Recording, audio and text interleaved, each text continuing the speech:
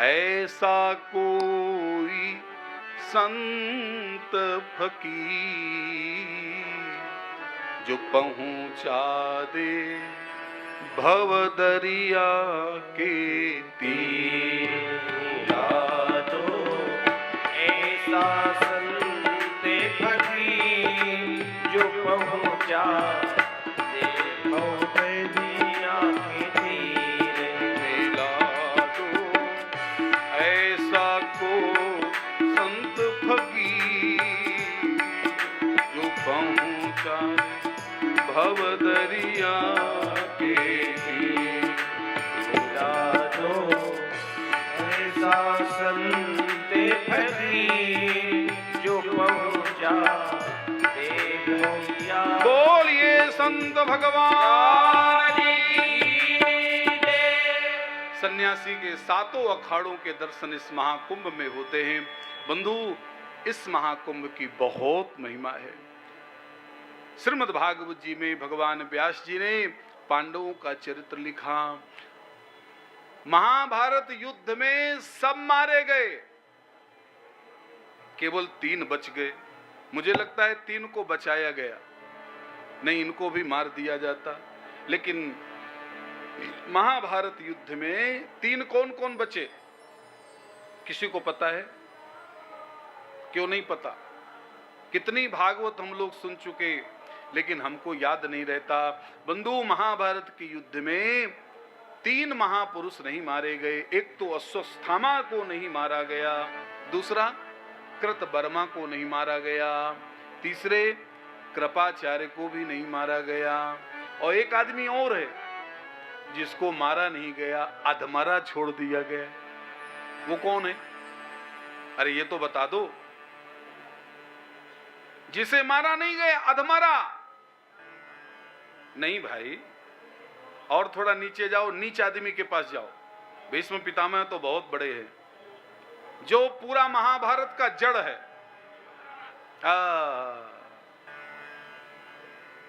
इतना कलंकित हो गया कि आज तक कोई मां अपने बच्चे का नाम दुर्योधन नहीं रखती। आप कभी देखना, आपको यशोदा के बच्चे का नाम मिल जाएगा, मां यशोदा के बच्चे का नाम घर घर मिलेगा, कान्हा कान्हा कान्हा कान्हा। लेकिन दुर्योधन का नाम मिलता है क्या? एक बार मैंने स्वामी जी कथा में कह दिया कि कोई भी मां अपने बच्चे का नाम दुर्योधन नहीं रखती, तो एक आदमी खड़ा होकर कहता मेरा नाम है तो दुर्योधन, मेरी मां ने रखा है। तो अब कोई रख दिया हो तो मैं नहीं कह सकता, लेकिन बंधु ये 2 नाम कलंकित हो गए। एक तो कैकेयी का नाम कलंकित हो गया और दूसरा दुर्योधन का नाम कलंकित हो गया। कोई भी मां अपनी बेटी का नाम कौशल्या रख देगी, सुमित्रा रख देगी, लेकिन कैकेयी नहीं रख रही। ऐसे ही दुनिया में कोई भी नाम रखे जा सकते हैं, लेकिन दुर्योधन नहीं। बंधु, दुर्योधन की ऐसी बुरी गति हुई है। महाभारत आप भी पढ़िएगा, हमने महाभारत पढ़ा है। मुझे तो लगता है कि जीवन में एक बार महाभारत सबको पढ़ना चाहिए, लेकिन आप नहीं पढ़ोगे क्योंकि आपको कोई ऐसा प्रचार करके आदमी निकल गया कि पता नहीं वो आदमी कहां चला गया। 2 प्रचार किया है रिंकू भैया, वो आदमी मिल नहीं रहा। 2 प्रचार किया और आज तक उसका प्रचार लोग मान रहे हैं। एक प्रचार ये किया कि महाभारत की पुस्तक जो अपने घर में रखेगा उसके घर में रोज महाभारत होगी। महाभारत का ग्रंथ जो अपने घर में रखेगा उसके घर में रोज महाभारत, इसलिए कोई महाभारत की पुस्तक नहीं रखते। और एक प्रचार और किया कि जो कोई स्त्री हनुमान जी को छुएगी तो हनुमान जी को बुखार आ जाता है, इसलिए कभी किसी स्त्री को हनुमान जी के मंदिर में नहीं जाना चाहिए। आज भी बेचारी स्त्रियां सब डरती है कि कहीं हनुमान जी को बुखार ना आ जाए। हनुमान जी को ना स्त्री से प्रेम है, हनुमान जी को ना पुरुष से प्रेम है, हनुमान जी को ना बालक से प्रेम है, ना हनुमान जी को बालिका से प्रेम है। हनुमान जी को बंधु भगवान के भक्त से प्रेम है। जो भी राम जी का भक्त होगा हनुमान जी को अत्यंत प्रिय होगा। इसलिए ऐसे गंदे संदे प्रचार पर कभी भी हमें अपने घर में ऐसे पवित्र ग्रंथ नहीं रखना चाहिए। महाभारत होना चाहिए। हमको भी मना किया कि महाभारत मत रखो। हमने तो अपने भागवत पीठ में महाभारत के सभी पर्व रखे हैं और बंधु हमारे घर में रखे हैं, कभी भी महाभारत नहीं होता। ये कौन कहता है कि महाभारत जिसके घर में होगा तो महाभारत होगा? हमारे पूज्य मलुक पीठ वाले महाराज जी जो हमसे बहुत स्नेह करते हैं, उन्होंने तो 1 महीने तक केवल महाभारत की कथा ही सुनाई है। महाभारत पढ़ने के बाद मुझे नहीं लगता कुछ पढ़ना शेष रह जाए। इस बात को हमारे स्वामी जी प्रमाणित करेंगे। बंधु, महाभारत एक ऐसा संसार का ग्रंथ है जिसमें सबसे ज्यादा श्लोक की संख्या है और उसमें सब कुछ भरा पड़ा है। स्त्री धर्म, राज धर्म, पुरुष धर्म, पिता का धर्म, बेटे का धर्म, माँ का, सारे धर्मों की चर्चा, कुछ भी शेष नहीं है। और मुझे लगता है कि महाभारत पढ़ने के बाद फिर सब कुछ आ जाता है। ये महाभारत की ही कथा है जो हम आपको सुना रहे हैं। पांडवों ने सबको मार दिया लेकिन दुर्योधन की जांघ को तोड़ दिया। महाभारत में मैंने पढ़ा है दुर्योधन की जितनी गंदी मौत हुई है शायद दुनिया में ऐसी गंदी मौत कभी नहीं हुई। हम लोग कुत्ते की मौत को बहुत गंदा बोलते हैं, लेकिन मुझे तो कभी कभी लगता है कि कुत्ते की मौत से भी गंदी मौत दुर्योधन की है। हमने अपने आंखों से पढ़ा है, आप भी जाके घर में पढ़िएगा। दुर्योधन जब वहां पड़ा है, कहां, जहां पर हजारों हजारों लाशें पड़ी हैं और वो लाशें, जिन लाशों से बदबू आ रही, लाश की बदबू बड़ी गंदी होती है। मरी हुई लाश की बदबू बहुत गंदी होती है और कोई बदबू आप सहन कर सकते हो, लेकिन मनुष्य मर जाए और उसके शरीर से जो गंध आती है वो गंध बड़ी तीक्ष्ण होती है, बहुत गंदी बदबू होती है। और वो सोचो दुर्योधन मरी हुई लाशों के ऊपर पड़ा है। और देखो ये जो पक्षी हैं, वो मांस खाने वाले, वो जो पक्षी आते हैं तो मरे हुए मुर्दों के मांस को खाते हैं तो कभी कभी चोंच मार देते हैं दुर्योधन के ऊपर। पक्षियों को लगता है कि शायद ये भी मरा पड़ा है और उसके पूरे शरीर को घायल कर दिया है। मांस, शरीर से मांस नोच नोच करके खा रहे। ये कथा सुनाने का हमारा केवल ये मतलब है कि बंधु भगवान से प्रार्थना करिए कि मृत्यु अच्छी हो जाए। ये कथा सुनाने का केवल एक ही मतलब है कि भगवान प्रयागराज से प्रार्थना करिए कि हमारे स्वामी राम सुखदास जी कहते हैं कि जीवन निर्वाह की चिंता छोड़ो। जीवन निर्वाह तो सबका हो रहा है, लेकिन मृत्यु कैसे होगी? आपने देखा हो या ना देखा हो, हमने अपनी आंखों से ऐसे लोगों को देखा है कि बिस्तर पर लेटे लेटे लेटे लेटे 100 किलो का आदमी 25 किलो का हो जाता है, फिर भी मृत्यु नहीं होती। इसलिए भगवान का भक्त भगवान से प्रार्थना करता है, जब प्राण तन से निकले हे नाथ तो करना स्वामी। आओ हम सब प्रयागराज में केवल एक ही भीख मांगे, क्योंकि ये भीख मांगने की जगह है। यहाँ पर भरत जी भी भीख मांगा। इतना तो करना स्वामी, जब प्राण तन से निकले। क्या? गोविंद नाम लेकर। आप भी गाइए। तब प्राण तन से निकले। क्योंकि इस भूमि में जो मांग कर जाएंगे वो पूरा होगा। श्री गंगा जी का तट हो, यमुना का वंशी वट हो, और यहाँ दोनों गंगा जमुना सरस्वती मेरा सा मेरा निकट हो, जब प्राण तन से निकले। एक सूचना और आपको दे दूं, संसार में कोई भी मर जाए, बाद में उसकी हड्डी इसी धरती पर लाई जाती है और एक जगह संगम है, वहीं संगम में, उसी संगम में वो हड्डी अस्थि फेंका जाता है। मुझे कभी कभी लगता है कि ये हड्डियां पूरे संसार की यहां लाई जाती हैं, कहीं किसी मैदान में फेंकी जाती तो शायद एक पहाड़ बन जाता। विचार करिए, एक पहाड़ बन जाता कि नहीं।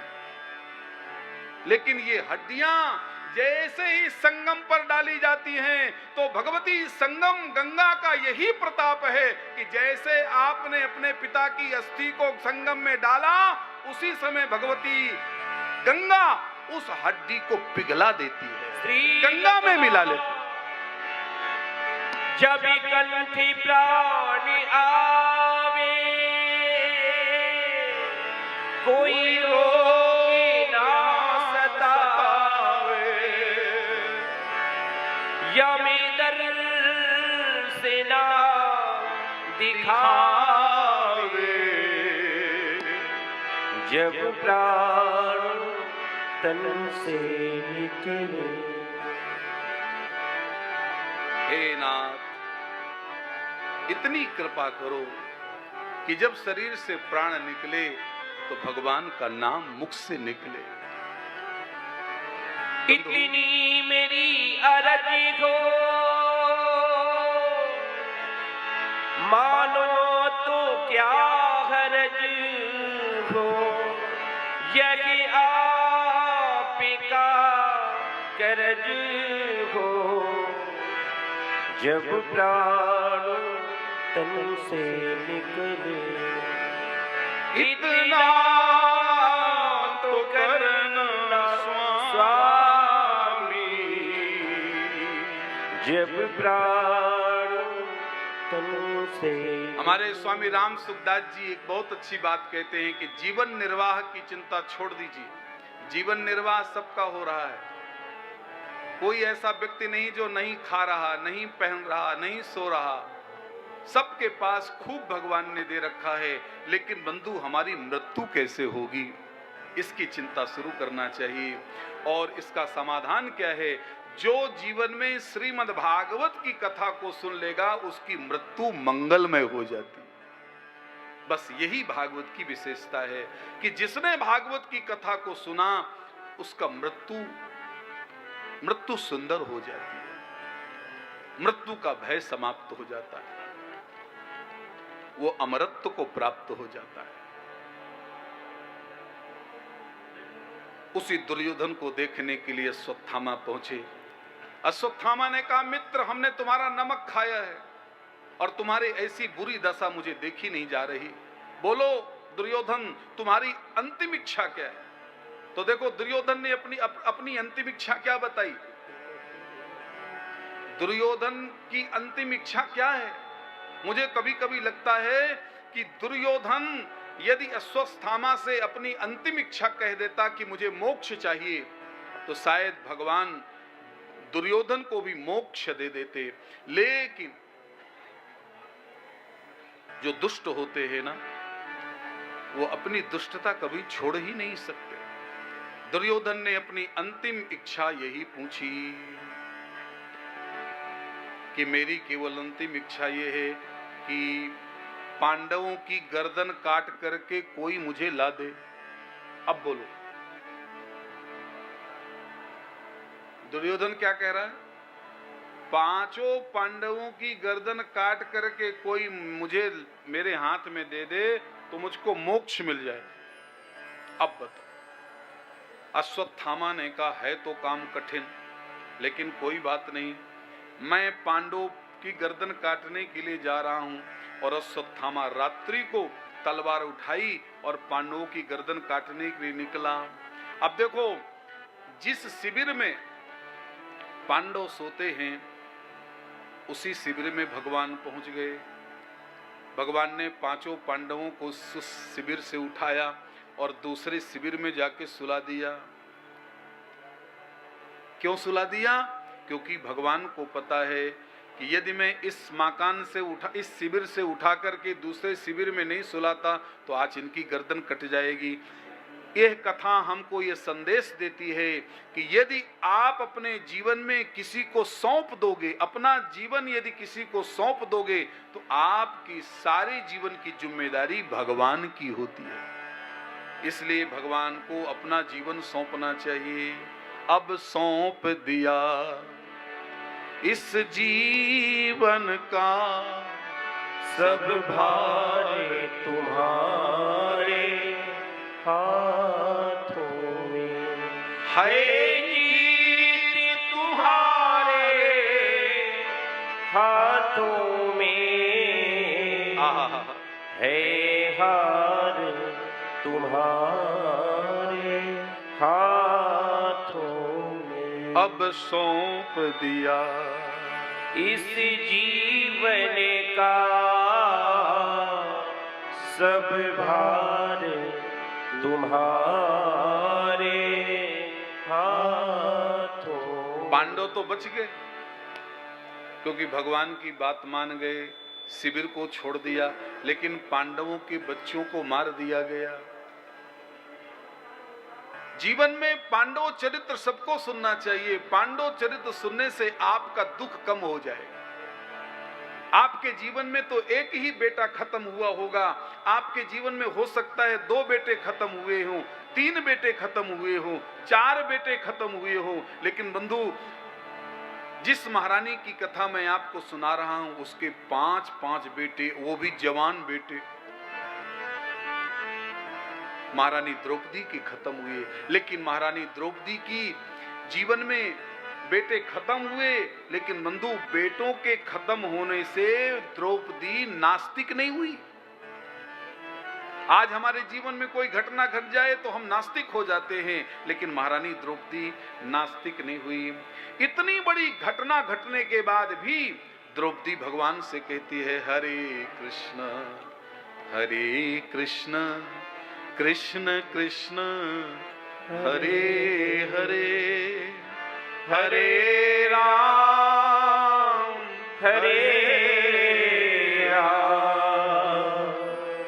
राम राम हरे। जब भगवान द्रौपदी के सामने खड़े हुए तो द्रौपदी कहती है, माता शिशूना निधनम सुताना निसम्य घोरम परितप्यमाना। भगवान सामने खड़े हैं और द्रौपदी के जीवन में इतनी बड़ी घटना घटी तो द्रौपदी रो रही है। एक बार भी द्रौपदी ने यह नहीं कहा कि प्रभु आप भी तो बगल वाले कमरे में सो रहे थे, आप हमारे बच्चों को बचा नहीं सकते थे। द्रौपदी ने कहा, ना ना, मेरे जीवन में जो घटना घटी है मैं इसमें किसी को दोष नहीं दूंगा। और बंधु, हर व्यक्ति अपने जीवन में ऐसा मान ले कि मेरे जीवन में जो भी घटना घटी है इसमें मैं किसी को दोष नहीं दूंगा, इसमें केवल मेरे कर्म का दोष है। भैया, विधि के विधान को प्रभु भी नहीं बदल पाते हैं। हमारे जीवन में जो भी घटना घटती है बंधु, ये प्रारब्ध की रची हुई विपत्तियों को हम सबको झेलना पड़ता है। तुम जानो तुम्हारे संग बीती एक बार तो भैया सबके संग में बीती। प्रारब्ध की रची हुई विपत्तियों को संसार में सबको भोगना पड़ता है, इसको भगवान भी नहीं टाल पाते। भगवान ने द्रौपदी को समझाया है। इसी समय भगवान ने द्रौपदी का नाम कृष्णा रखा है, कृष्णा सुता नाम। द्रौपदी जी का एक नाम क्या है? कृष्णा। इसीलिए इस मंत्र को बड़े ध्यान से बोलना चाहिए, बहुत ध्यान से सुनिए। द्रौपदी का नाम कृष्णा, और इस उपनिषद के मंत्र को यदि आप ऐसा बोलते हो कि हरे कृष्णा कृष्णा कृष्णा हरे हरे, तो इसका मतलब आप ये बोल रहे हो कि हरे द्रौपदी द्रौपदी द्रौपदी हरे हरे हरे। इसलिए इस मंत्र को बड़ी सावधानी से बोलना चाहिए। कृष्णा नहीं, हरे कृष्ण कृष्ण कृष्ण हरे हरे। क्योंकि कृष्णा नाम द्रौपदी जी का नाम है। भगवान अपनी बुआ के पास पहुंचे, बुआ ने प्रणाम किया, भगवान ने बुआ को प्रणाम किया। भगवान ने बुआ से कहा, बुआ आज आप हमको प्रणाम क्यों कर रही हो? तो कुंती बुआ के, देखो भगवान की 7 बुआ थी और 7 बुआ में सबसे ज्यादा प्रिय बुआ यही बुआ है जो भगवान की विदाई के समय हाथ जोड़कर कहती है, नमस्ते पुरुषम त्वाद्य मीश्वरम प्रकृते परम अलक्ष्यम सर्वभूतानां अंतर्बहिरवस्थितम कृष्णाय वासुदेवाय देवकी नंदनाय च नंद गोप कुमाराय गोविंदाय नमो नमः। प्रयागराज की भूमि में आप सबसे मेरी प्रार्थना है, ये संतों के शब्द हम आपको बोल रहे हैं, अपना कोई नहीं। हमारे बड़े बड़े संत कहते हैं कि भागवत जी के सारे श्लोक आप याद कर पाओ तो याद करिए, और याद ना कर सके तो केवल ये मंत्र याद कर लीजिए। कौन सा? कृष्णाय वासुदेवाय देवकी नंदनाय च नंद गोप कुमाराय गोविंदाय नमो नमः। हमारे अग्रपीठाधीश्वर कहते हैं कि किसी को याद करने की क्षमता कम जाए, कोई चीज याद ना हो रही हो, तो खाली ये श्लोक याद कर लो तो आप फिर हर चीज आपको याद हो जाए। जो भी याद करना चाहे तो याद हो जाएगा। तो मुझे तो कभी कभी लगता है कि ये श्लोक अपने बच्चों को भी रटा देना चाहिए, क्योंकि ये श्लोक यदि आपको याद हो गया फिर आपको संसार में हर चीज याद हो जाए। एक बार पढ़ेंगे याद हो जाएगा। एक बार आप लोग भी याद कर लीजिए, शायद याद हो जाए। सब लोग बोलिए, कृष्णाय वासुदेवाय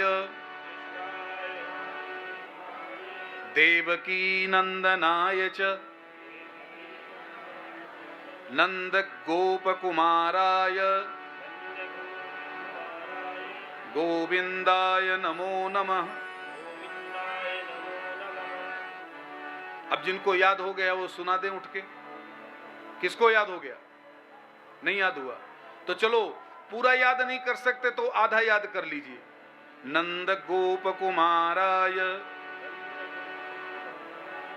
गोविंदाय नमो नमः। अब याद हो गया? नहीं हुआ तो चलो चौथा ही याद कर लीजिए, श्री गोविंदाय नमो नमः। ये याद हो गया कि नहीं? तो बस इसी को याद रखिए, गोविंदाय नमो। केवल भगवान याद रहे, सब कुछ भूल जाए तो भी चलेगा। और मृत्यु के समय तो भैया श्रीमद् भागवत कहती है सब कुछ भूलना ही पड़ेगा। कोई भी चीज मृत्यु के समय आपको याद हो, याद रखना मृत्यु बिगड़ जाएगी। आपको मृत्यु के समय पैसा याद आ जाए तो मृत्यु बिगड़ गई। आपको मृत्यु के समय मकान याद आ जाए तो मृत्यु बिगड़ गई। आपको मृत्यु के समय आपका चेला चेली याद आ जाए, बेटा बेटी याद आ जाए तो मृत्यु बिगड़ गई। इसलिए मृत्यु के समय केवल भगवान याद होना चाहिए। भगवान सुखदेव जी ने राजा परीक्षित से यही कहा है, वरीयानेस्ते प्रश्नः क्रतो लोकहितं नृप आत्मवित सम्मतः पुंसां श्रोतव्यादिशया परः जन्मलाभः परः पुंसां अन्ते नारायण स्मृतिः। जन्मलाभः परः पुंसां अन्ते नारायण स्मृति। बंधु, मृत्यु के समय केवल भगवान की स्मृति याद रहे। यहाँ पर कुंती बुआ ने भगवान की खूब स्तुति करी है। भगवान स्तुति से प्रसन्न हुए हैं तो भगवान ने कहा, बुआ हमसे वरदान मांगो तब बुआ ने विपत्ति का वरदान मांगा है। बंधु, विपत्ति क्या है, संपत्ति क्या है, बस इतना सुन करके, विपदो नैव विपदा, संपदो नैव संपद, विपद विस्मरणं विष्णु, संपत्तिर्नारायण स्मृति। क्या है? विपत्ति विपत्ति नहीं है, संपत्ति संपत्ति नहीं है, बस भगवान की स्मृति 24 घंटे है तो हम संसार के बहुत बड़े संपत्तिवान व्यक्ति हैं। और जिस दिन भगवान की विस्मृति हो गई तो हम संसार के बहुत कमजोर व्यक्ति हैं। तो मानो इस कथा का एक ही सारांश है कि 24 घंटे हमें भगवान की स्मृति बनी रहे।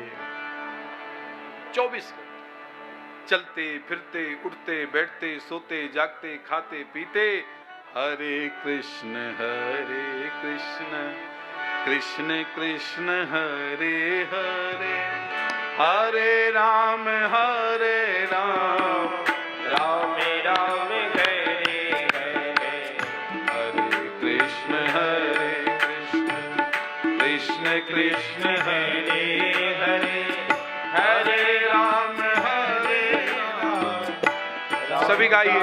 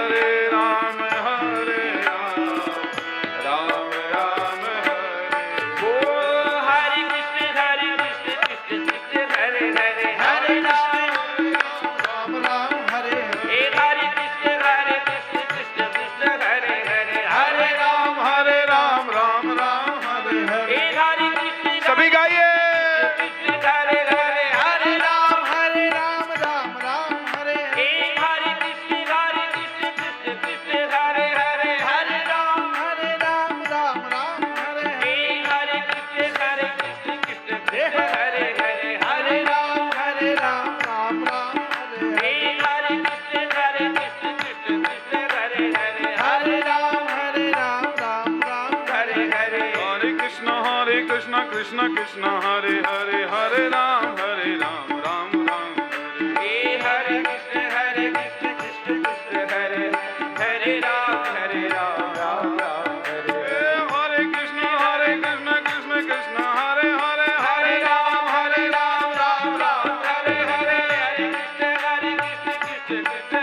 हरे, हरे राम राम हरे हरे, हरे कृष्ण कृष्ण कृष्ण हरे हरे,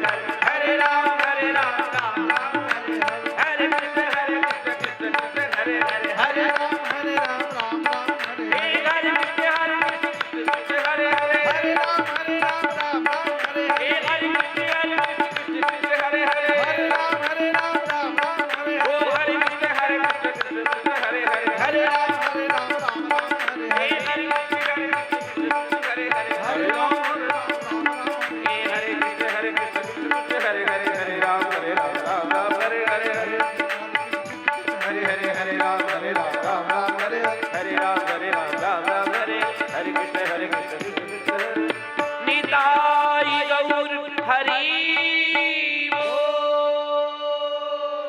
भगवान ने जाते जाते भीष्म पितामह के पास गए हैं और बंधु भीष्म पितामह ने भगवान की गजब की स्तुति करी है। इतिमति रूप कल्पिता वितृष्णा भगवती सात्वत पुंगवे विभूमि।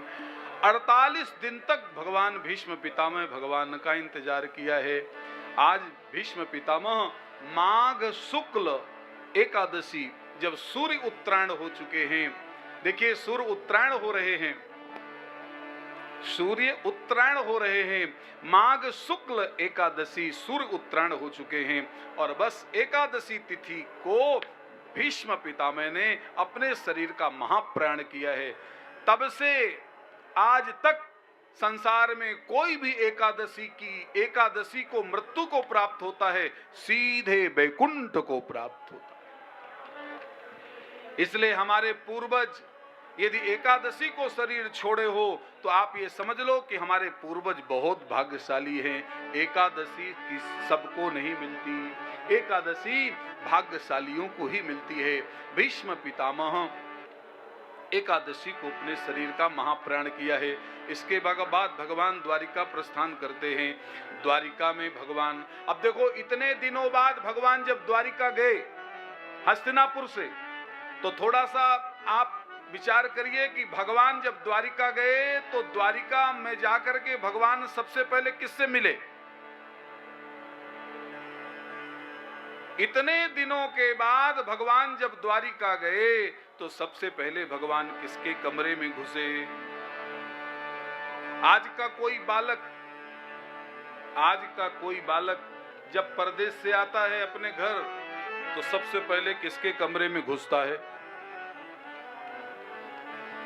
अब बताने की जरूरत है क्या है? आप मुस्कुरा रहे हो, इसका मतलब समझ गए।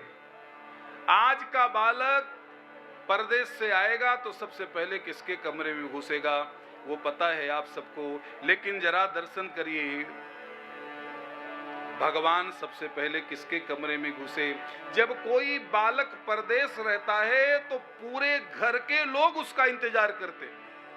पिता भी इंतजार करता है, माँ भी इंतजार करती है, पत्नी भी इंतजार करता है, भाई भी इंतजार करते हैं, बहन भी, पड़ोसी भी, सब, चाचा भतीजा। लेकिन बंधु याद रखना, सभी के इंतजार में कोई स्वार्थ होता है, कोई में कोई स्वार्थ होगा, लेकिन केवल संसार में एक ही संबंध है जिसमें कोई स्वार्थ नहीं है, और वो केवल मां का संबंध है। मां का संतान से कोई स्वार्थ नहीं है। इसीलिए भगवान बवंदे सिरसा सप्त देवकी प्रमुखा मुदा, भगवान सबसे पहले अपनी मां देवकी के कमरे में घुस करके मां को प्रणाम किया है और मां ने बेटे को गले लगाया है। फिर इसके बाद प्रसादा यत्र पत्नी नाम सहस्त्राणी चकोड़स, फिर भगवान अपनी सभी पत्नियों से मिले हैं, अपने बच्चों से मिले हैं, अपने कुटुंबियों से मिले हैं। इसके बाद बंधु इधर भगवान अपनी द्वारिका में सबसे मिल रहे हैं, और इधर क्या हुआ? इधर जिस उत्तरा के गर्भ को भगवान ने रक्षा किया, आज उसी उत्तरा के गर्भ से एक बालक का जन्म हुआ जिसका नाम श्री परीक्षित जी महाराज हुआ। बोलिए परीक्षित जी महाराज की जय। एक बार परीक्षित का परिचय हम आपको और करा दें। शायद परीक्षित जी का परिचय आप नहीं समझ पा रहे हैं, क्योंकि परीक्षित का नाम लोग कम जानते हैं, अर्जुन का नाम ज्यादा जानते हैं। अर्जुन का नाम आप लोग जानते होंगे। अर्जुन के पुत्र थे अभिमन्यु, और अभिमन्यु के पुत्र का नाम था परीक्षित। पुत्र, पौत्र और प्रपौत्र महाराज परीक्षित जी धीरे धीरे बड़े हुए। और बंधु जब अर्जुन द्वारिका से लौट करके आए और भगवान को, अपने भाई को बताया कि अब भगवान संसार में नहीं है, भगवान चले गए, तब महाराज परीक्षित को राज सिंहासन पर बिठाया गया और सभी पांडव स्वर्ग की यात्रा किया है। महाराज परीक्षित जी राजा बन गए। अब देखो महाराज परीक्षित राजा बनने के बाद कुरुजांगल्य प्रदेश गए, और कुरुजांगल्य प्रदेश में महाराज परीक्षित जी ने क्या देखा कि एक काला काला व्यक्ति काले कपड़े पहन करके गाय को मार रहा है, बैल को मार रहा है। महाराज परीक्षित जी ने गाय से पूछा ये तुम्हें क्यों मार रहा है, बैल से पूछा ये तुम्हें क्यों मार रहा है। ना गाय बता रही ना बैल बता रहा, क्योंकि गाय पृथ्वी है, बैल धर्म है। धर्म किसको बता सकता है कि ये मुझको मार रहा है? ये मारने वाला कलयुग है। तब महाराज परीक्षित जी ने कहा मेरे राज्य में ऐसा नहीं होगा। कलयुग को भगवान मारने के लिए तैयार हुए, तब कलयुग चरणों में गिर गया। बोले महाराज मुझको भी अपने घर में जगह दो। बंधु कृते अध्यायतो विष्णुं त्रेतायाम यजतो मखैहि द्वापरे परिचर्यायाम कलौ तद्धरि कीर्तना। कलयुग की बड़ी घोर निंदा की गई है, लेकिन कलयुग एक पक्ष में बहुत अच्छा है। कृतयुग त्रेता द्वापर पूजा मख अरु जोग, जो गति होई सो कली हरि नाम ते पावहि लोग। कलेर दोष निधे राजन नास्ति एको महान गुणः कीर्तना देव कृष्णस्य मुक्त संगः परम ब्रजे। कलयुग में सबसे बड़ा एक गुण है। बंधु, आंख बंद करने की जरूरत नहीं है, ध्यान करने की जरूरत नहीं है, बस चलते फिरते उड़ते बैठते भगवान का नाम वाणी से निकलता रहे, इसी में हम सबका कल्याण हो जाए। इसीलिए महाराज परीक्षित जी ने कलयुग को जगह दे दिया, जाओ जहां जुआ होता हो वहां रहो, जहां शराब पी जाती है वहां रहो, जहां वैश्यावृत्ति हो रही वहां रहो। द्यूतम पानम स्त्रिया सूना यत्र धर्मश्चतुर्विधः, जहां हिंसा होती है वहां रहो। लेकिन पता नहीं, कलयुग ने कहा महाराज एक मकान तो अच्छा दे दो। तो राजा परीक्षित ने कहा तो जाओ तुम्हारा वास सोना में हो जाए। बस सोना शब्द सुनते ही कलयुग अट्टहास करने लगे, बोले महाराज अब तो मौज आ गई। और बंधु देखो, वही कलयुग महाराज परीक्षित जी के सोने के मुकुट पर प्रवेश कर गया और एक बहुत बड़ा अपराध करा दिया। कौन सा अपराध? एक महात्मा आंख बंद करके बैठे हैं, महाराज परीक्षित सोने का मुकुट पहन कर गए, महात्मा को ना प्रणाम किया न नमस्कार किया, ए बाबा पानी पिलाओ। महात्मा जी ने जब पानी नहीं पिलाया तो राजा परीक्षित को गुस्सा गया। देखो महात्मा भी बिगड़ गए। महाराज परीक्षित घोड़े से उतरे, एक सर्प पड़ा था, ऐसे बाण से सर्प को उठाया और महात्मा के गले में लिपटा दिया। अब तो देखो महात्मा के गले में लिपटा के चले गए, आगे परीक्षित जी का क्या हुआ आप सब जानते हो। इसलिए बिना विचारे जो करे सो पाछे पछिताय। काम बिगाड़े आपनो जग में होते हंसा। इसलिए भैया कभी भी कोई निर्णय लीजिए तो पहले 1000 बार विचार कर लीजिए। मानस में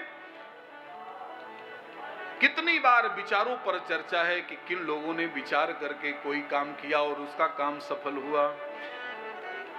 महाराज परीक्षित जी ने बिना विचारे बहुत बड़ा काम कर दिया। जब उस महात्मा के बेटे को पता चला कि मेरे पिता को महाराज परीक्षित जी ने श्राप दे दिया, मेरे पिता के गले में महाराज परीक्षित जी ने सर्प पहला दिया, तब वो महात्मा के बेटे श्रृंगी ने हाथ में जल लेकर के राजा परीक्षित को श्राप दे दिया। इत लंघित मर्यादाम तक्षक सत्य में हनि।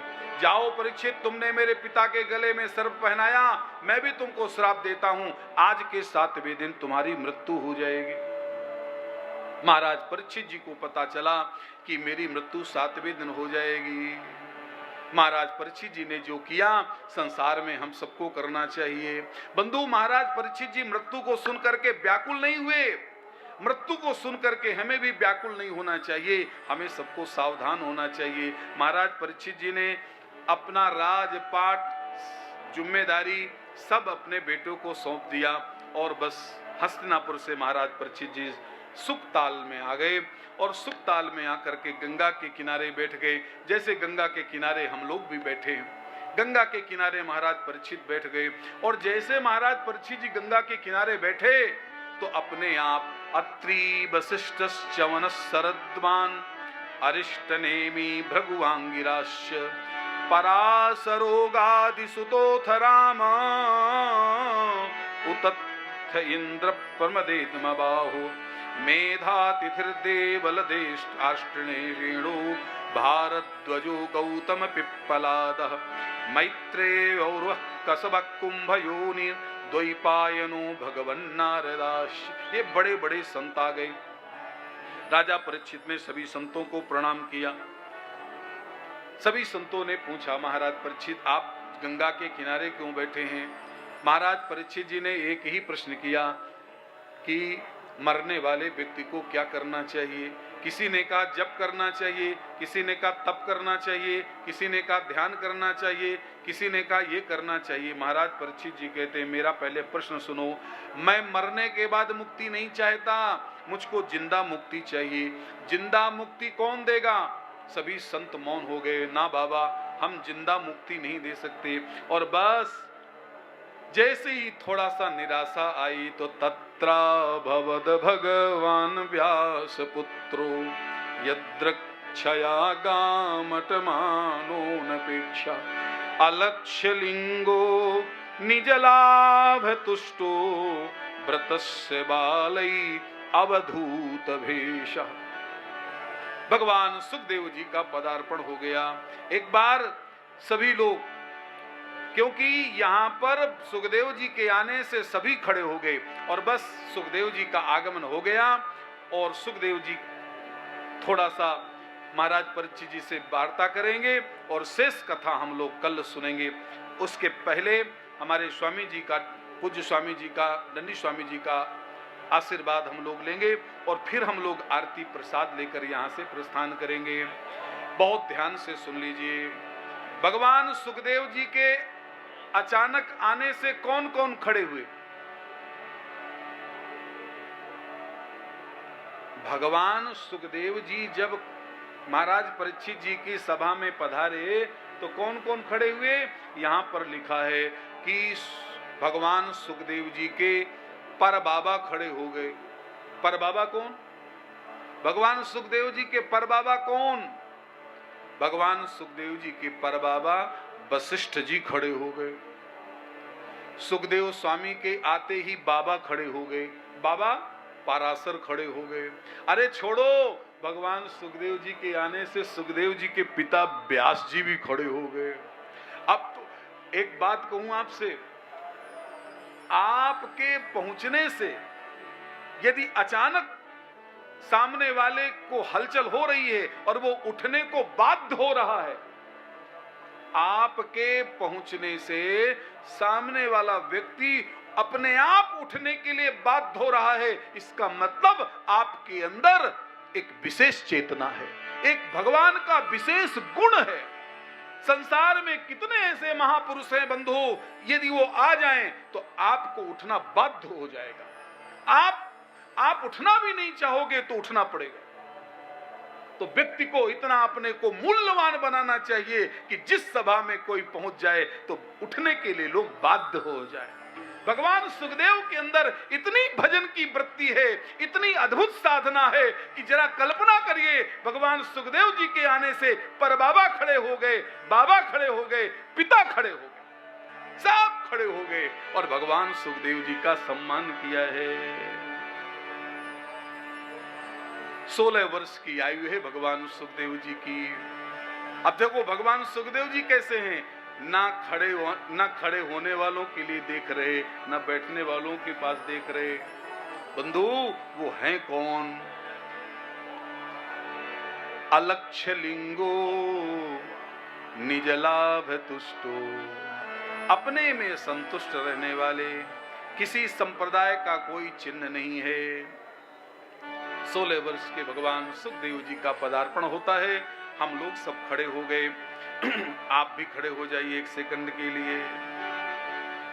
भगवान सुखदेव जी का स्वागत करिए और यहीं से हम लोग फिर सुखदेव जी का, सुखदेव भगवान की आरती करेंगे। दिगंबरम वक्त्र विकीर्ण केशम प्रलंब बाहुम स्मरोत्तमाभम श्यामं सदापि चमयोंग लक्ष्म्यां स्त्रीणां मनोज्ञं रुचिरस्मितेन। एक बार दोनों हाथ उठा के कहिए, श्री सुखदेव भगवान की जय। सुखदेव तुम्हारी जय जय हो, सुखदेव तुम्हारी जय जय हो, भगवान तुम्हारी जय जय हो, भगवान तुम्हारी जय जय हो, हे सुखदेव तुम्हारी जय जय हो, सुखदेव तुम्हारी जय जय हो, सुखदेव तुम्हारी जय जय हो, सुखदेव तुम्हारी ताली बजा के गुरुदेव तुम्हारी जय जय हो, गुरुदेव तुम्हारी जय जय हो, हे सुखदेव तुम्हारी जय जय हो, गुरुदेव तुम्हारी जय जय हो, राजा परीक्षित तुम्हारी जय जय हो, राजा परीक्षित तुम्हारी जय जय हो, गुरुदेव तुम्हारी जय जय हो, गुरुदेव तुम्हारी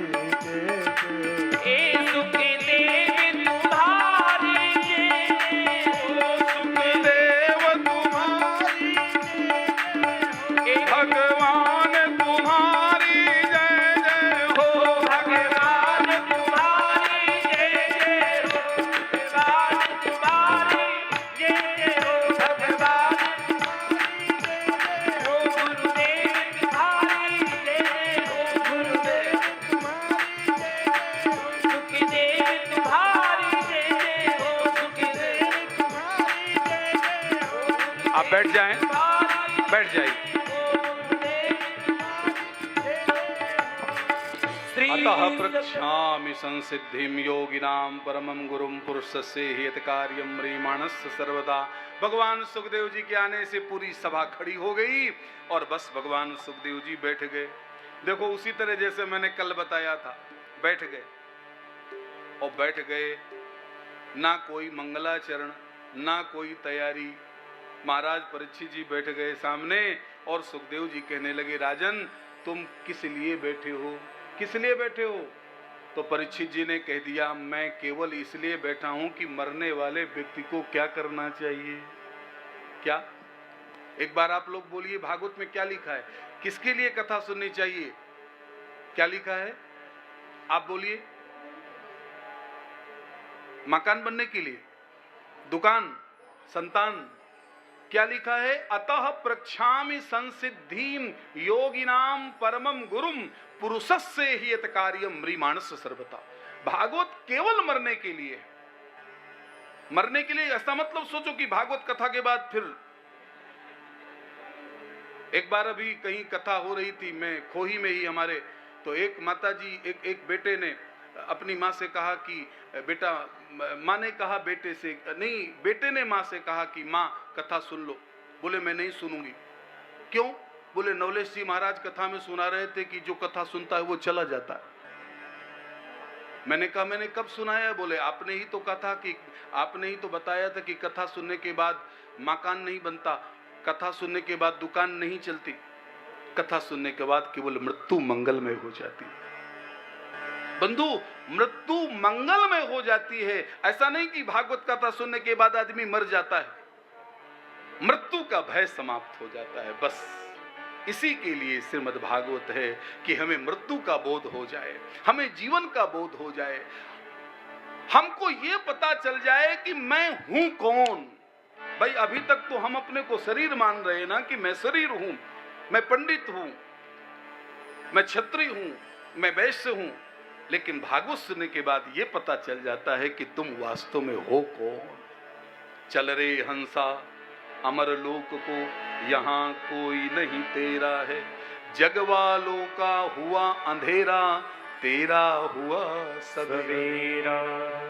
रात्रिर्गमिष्यति भविष्यति सुप्रभातां, भास्वानुदेश्यति हसिष्यति पंकजश्री, इत्थं विचिन्तयदि कोसगति दुरीफे, हा हंत हंत नलनीं गज उज्जहार।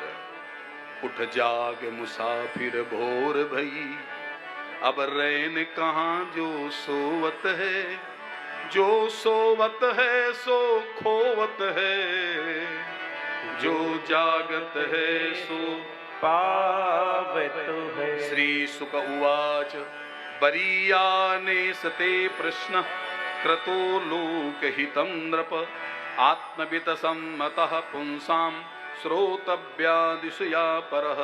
श्रोतव्यादि निराजेन्द्र निराम सन्ति सहस्रशः, अपश्यतामात्मतत्त्वं गृहेषु गृहमेधिनाम्। निद्रया ह्रियते नक्तं वयवायेन च वावयः, दिवाचार्थे हया राजन् कुटुम्बभरणेन वा। जन्मलाभः परः पुंसाम् अन्ते नारायणस्मृतिः।